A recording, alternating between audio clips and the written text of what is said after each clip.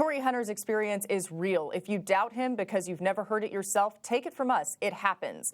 The Red Sox said in their statement last year there were 7 reported incidents at Fenway Park where fans used racial slurs. Those are just the ones we know about. And it's not only players. It happens to the dedicated black employees who work for us on game days.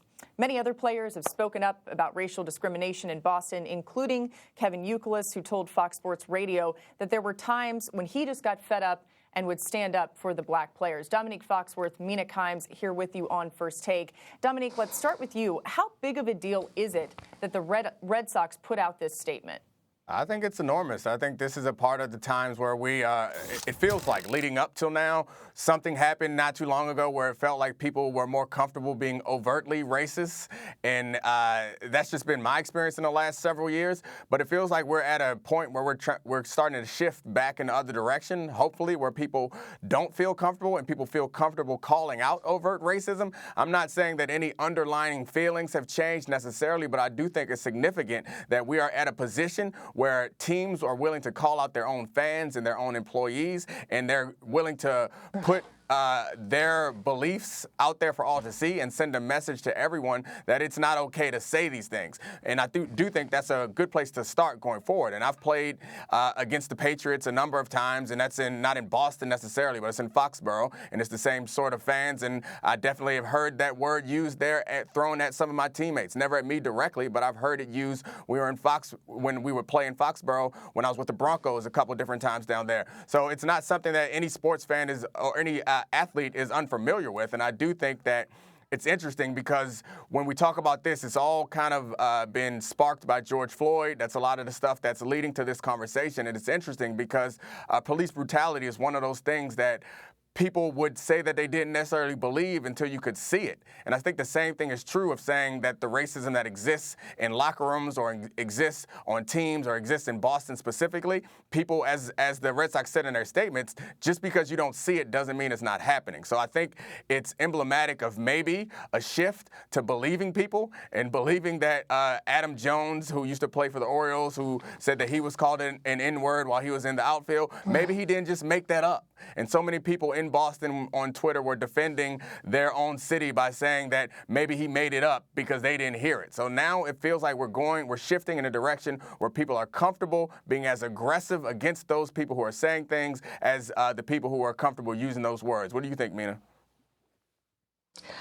I think it wasn't just people on Twitter who were questioning Adam Jones. It was local sports media. It was national sports media saying, really? Is there evidence? So the team coming forward and saying those 3 words, "we believe you," is deeply meaningful. The team calling out their own fan base is deeply meaningful because right now we've got a lot of statements, right? Pretty much every sports team has put out a statement talking about systemic racism. Very few have mentioned the words police brutality. Very few of those teams are looking internally, right? Or actually taking any sort of economic risk, which is what this is, which is what NASCAR did. Calling out their own fans is much riskier than calling out some sort of, a vague term or just saying Black Lives Matter or aligning yourself with a movement. And for that, I applaud the Red Sox. It was not without risk that they did this. And people will read that and they will get defensive because anytime anyone points to some sort of internal issue, even if they're not saying, hey, it's all of our fans or even a disproportionate number of our fans, we can talk about the history of Boston sports and what athletes have to say. The Red Sox didn't say that, but people get so defensive at any sort of fingers being pointed, which is a shame because if there's anything to take away from this moment, it's that they should listen instead of immediately getting into a defensive crouch. Yeah, I think it's easy to understand that this is significant because it's not something that's happening in other sports. But I think you're right.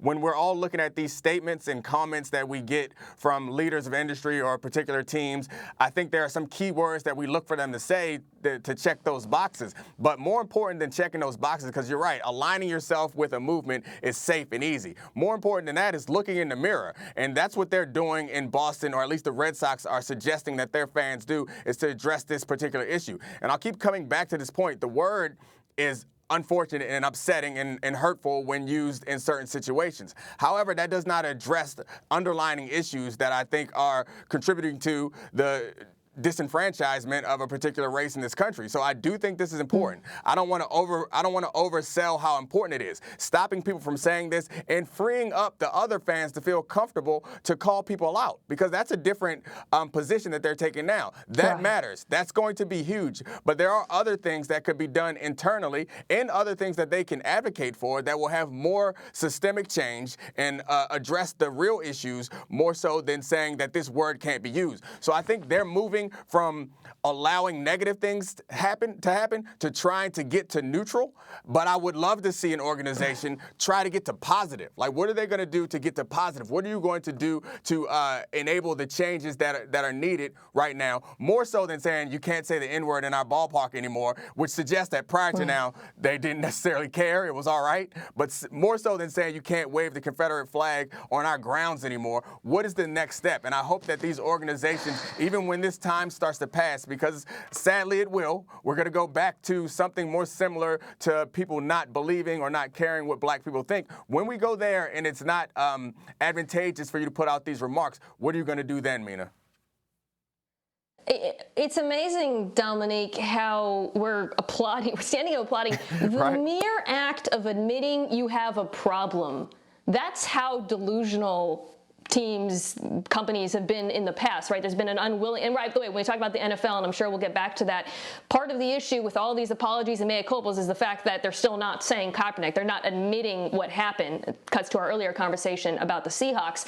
But the Red Sox here, what they have done is they admit the problem exists. And every time this comes up with Boston sports, an athlete comes forward, whether it was PK Subban, DeMarcus Cousins, for years, athletes have said, hey, we've got issues in this city. All the way back to Bill Russell, right? And obviously with the Red Sox, we're talking about the last team to integrate problem for decades. There's, again, people take it and they're so defensive as though it's an attack on them. You can admit there's a problem and also not feel like, okay, this is directed towards me. Thanks for watching ESPN on YouTube. For live streaming sports and premium content, subscribe to ESPN+.